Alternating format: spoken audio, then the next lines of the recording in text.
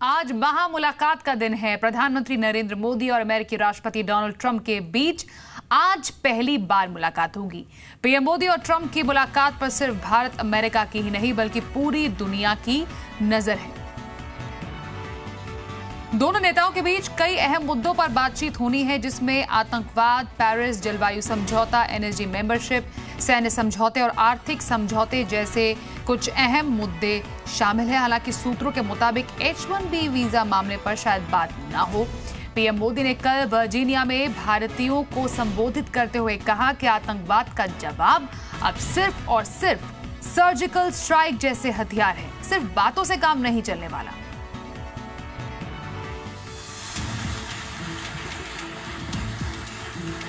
पहला दिन बीत जाने के बाद पीएम मोदी का आज का कार्यक्रम बेहद महत्वपूर्ण है। भारतीय समय के मुताबिक सबसे पहले रात 9:05 पर पीएम मोदी अमेरिकी विदेश सचिव के साथ बैठक करेंगे। रात 1 बजे व्हाइट हाउस के लिए निकलेंगे। रात 1:10 पर व्हाइट हाउस के विजिटर बुक में संदेश लिखेंगे। रात 1:20 पर व्हाइट हाउस में राष्ट्रपति ट्रंप और पीएम मोदी की मुलाकात होगी। ये वो मुलाकात है जिस पर पूरी दुनिया की नजर है। अब सब तैयारियां, सब नजरें सबसे बड़ी मुलाकात पर टिकने वाली हैं। ये मुलाकात होनी है अमेरिकी राष्ट्रपति डोनाल्ड ट्रंप और भारतीय प्रधानमंत्री नरेंद्र मोदी के बीच, क्योंकि ये पहली मुलाकात है। रात 1:40 पर व्हाइट हाउस में राष्ट्रपति ट्रंप और पीएम मोदी के बीच प्रतिनिधि मंडल स्तर की बातचीत होगी। रात 2:45 पर दोनों नेताओं की बैठक पर प्रेस रिलीज जारी किया जाएगा। इस मुलाकात में एक बड़ा यूं कहीं कि फंक्शन रखा गया है। रिसेप्शन होस्ट करेंगे खुद डोनाल्ड ट्रंप। प्रधानमंत्री लगभग 4.5-5 घंटे के करीब व्हाइट हाउस में बिताएंगे, तो उसके लिए भारतीय समकक्ष भी पूरी तैयारी कर लेना चाहता है। सुबह 3 बजे अमेरिकी उपराष्ट्रपति की ओर से भारतीय प्रतिनिधि मंडल को कॉकटेल रिसेप्शन दिया जाएगा।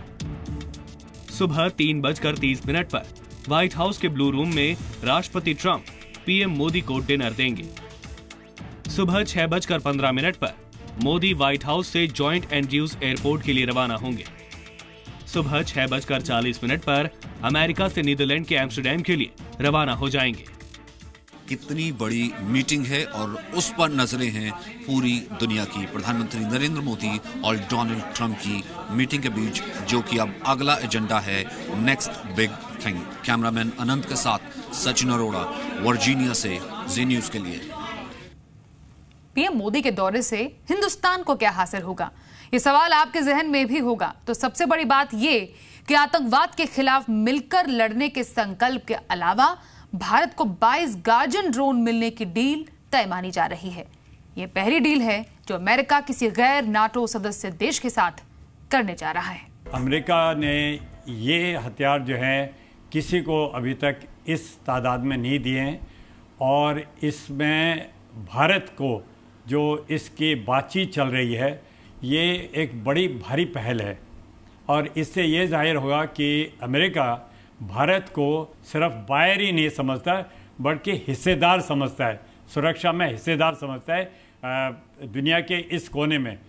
तो ये उस दिशा से अगर देखा जाए तो इसका बहुत भारी महत्व है भारत के लिए। ड्रोन के आने के बाद हम समक्ष हो जाएंगे कि दुश्मन इस वक्त क्या कर रहा है उसकी जानकारी पाने के लिए, और हमें ये नहीं कहना पड़ेगा कभी भी कि हमारे साथ धोखा हुआ है या हमारे पीठ में खंजर घोंपा गया है।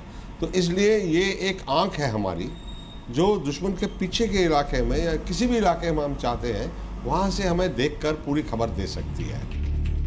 अमेरिका भारत का तीसरा सबसे बड़ा हथियारों का सप्लायर बन चुका है। ट्रंप मोदी मुलाकात के बाद दोनों देशों के बीच रक्षा क्षेत्र में सहयोग एक नए मुकाम पर पहुंचेगा।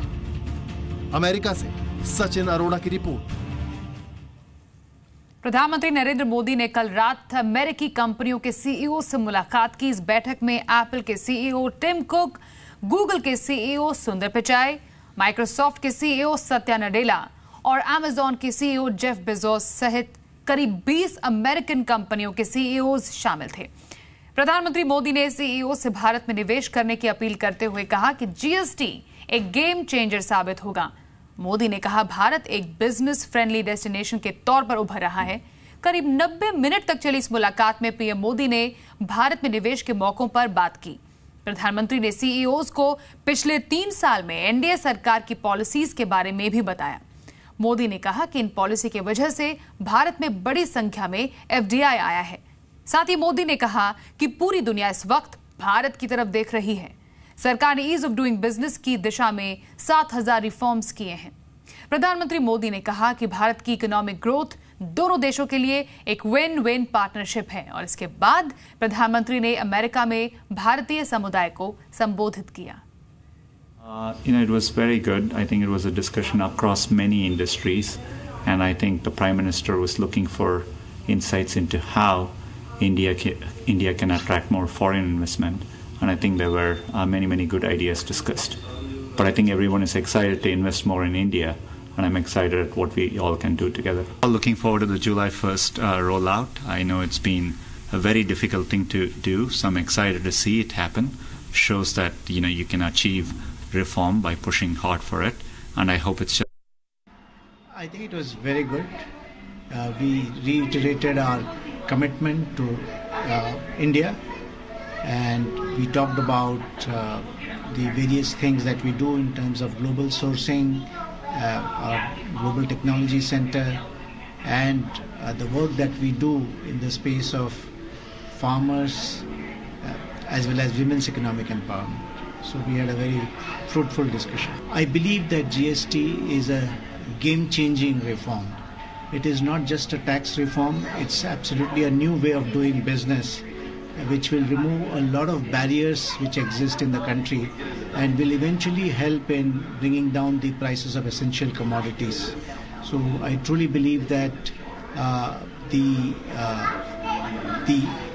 efforts that are being put in by the government and all the stakeholders will be very good for the country in the long term. कुछ और बड़ी खबरों का रुख कर लेते हैं। 24 जून को जब लश्कर के आतंकियों ने सीआरपीएफ काफिले पर हमला किया और जब श्रीनगर के डीपीएस स्कूल में छिपे आतंकियों से सुरक्षा बल के जवान लोहा ले रहे थे, उस वक्त पाकिस्तान के लाहौर में बैठे आतंकी पूरे हमले का लाइव अपडेट ले रहे थे। जी मीडिया के पास वो वीडियो है जिसमें लाहौर में जमात-उद-दावा के हेडक्वार्टर में बैठे आतंकी न सिर्फ हमले की अपडेट ले रहे थे बल्कि उनकी सलामती की दुआ भी मांग रहे हैं। पाकिस्तान के लाहौर में जमात-उद-दावा का ये मुख्यालय है। आतंकियों के बारे में पल पल का अपडेट लेने वाला आतंकी कोई और नहीं बल्कि हाफिज सईद का साला अब्दुल रहमान मक्की है।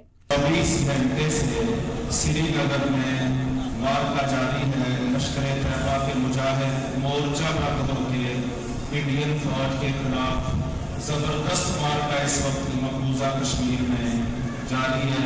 24 जून को श्रीनगर में लश्कर के आतंकियों ने सीआरपीएफ काफिले पर हमला किया था। हमले के बाद लश्कर के आतंकी भागकर डीपीएस स्कूल में छिप गए थे।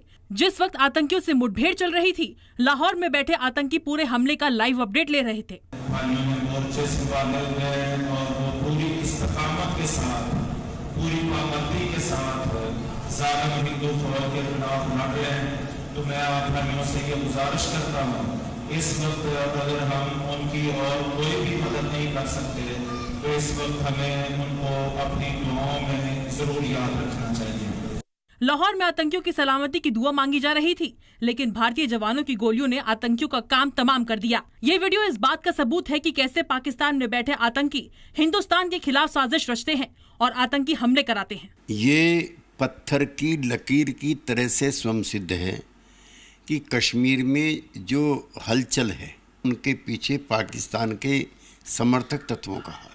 हाफिज सईद जमात-उद-दावा का सरगना है। 14 जनवरी 2002 को लश्कर तैयबा पर बैन के बाद नए नाम से संगठन बनाया। हाफिज सईद 26/11 मुंबई हमले का मास्टरमाइंड है। इस समय पाकिस्तान में नजरबंद है। 24 जून को श्रीनगर के पंथा चौक पर हुए हमले की जिम्मेदारी लश्कर ने ली थी। एक छोटे से ब्रेक के लिए यहाँ पर रुकेंगे। फिलहाल इस बुलेटिन में बस इतना ही, लेकिन आप बने रहिए हमारे साथ, देखते रहिए जी बिजनेस।